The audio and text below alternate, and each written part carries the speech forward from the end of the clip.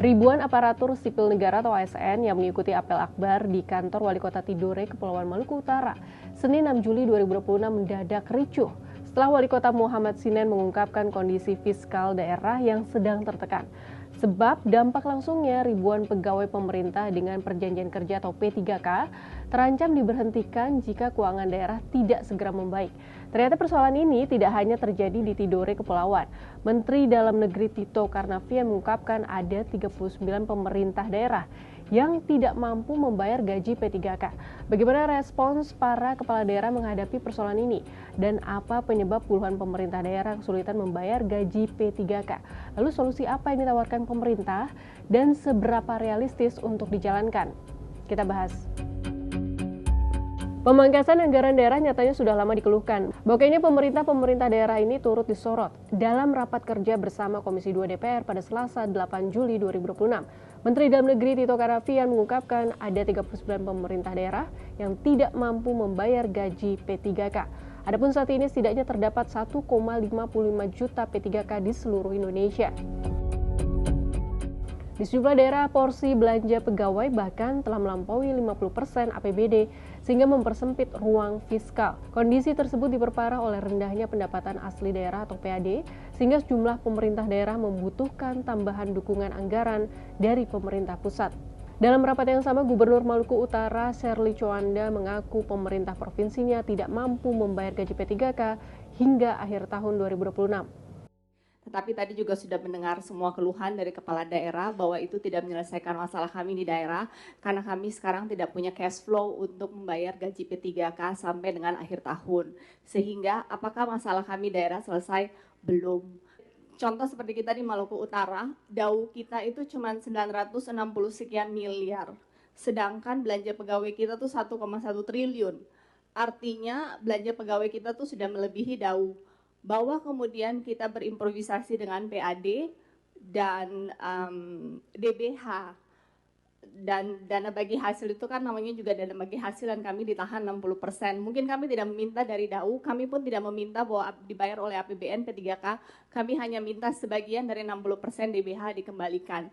Jika itu dikembalikan, kita akan mengambil jalan tengah, maka kemudian itu sangat membantu.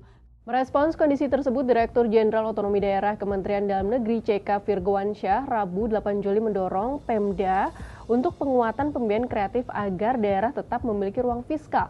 Salah satu upaya yang didorong ialah pembentukan unit pelaksana teknis daerah atau UPTD untuk meningkatkan kualitas pelayanan sekaligus mendorong peningkatan pendapatan daerah. Selain itu, CK mengungkapkan pemerintah pusat juga tengah mengkaji relaksasi kebijakan transfer ke daerah atau TKD, serta wacana revisi Undang-Undang Nomor 1 Tahun 2022 tentang hubungan keuangan antara pemerintah pusat dan pemerintah daerah atau UU HKPD. Menurut CK, salah satu ketentuan yang menjadi perhatian adalah pasal 146 ayat 1 Undang-Undang HKPD yang mengatur belanja pegawai pemerintah daerah maksimal 30% dari total belanja APBD. Apalagi di tengah kebijakan efisiensi yang berdampak pada berkurangnya transfer ke daerah, banyak pemerintah daerah mengaku semakin kesulitan memenuhi ketentuan tersebut sekaligus membayar gaji P3K. Sementara itu, Direktur Eksekutif Komite Pemantauan Pelaksanaan Otonomi Daerah atau KPPOD, Herman N. Suparman menilai persoalan ini seharusnya menjadi momentum bagi pemerintah daerah untuk memperkuat pendapatan asli daerah atau PAD. Namun menurutnya langkah tersebut merupakan solusi jangka menengah dan panjang. Adapun dalam jangka pendek, pemerintah pusat perlu memberikan relaksasi transfer ke daerah melalui kebijakan dalam APBN. Herman memperkirakan kebutuhan transfer ke daerah-daerah saat ini seharusnya mencapai sekitar 900 triliun rupiah. Sementara dalam APBN 2026, alokasi transfer ke daerah hanya sebesar 693 triliun rupiah, lebih rendah dibandingkan APBN 2025 yang mencapai 919,87 triliun rupiah.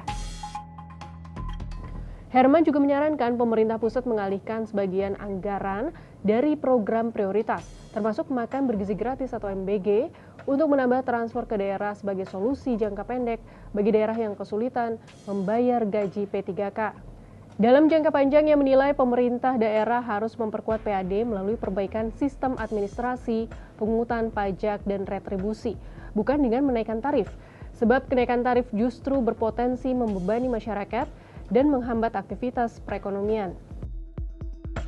Sahabat Kompas, jika puluhan pemerintah daerah sudah tak sanggup membayar gaji P3K, persoalannya bukan lagi sekadar anggaran, melainkan alarm bagi kesehatan fiskal daerah. Kini publik menunggu apakah pemerintah benar-benar menyiapkan solusi yang cepat dan realistis, atau ribuan P3K justru harus menjadi korban dari buruknya tata kelola keuangan daerah dan pusat yang tidak sinkron.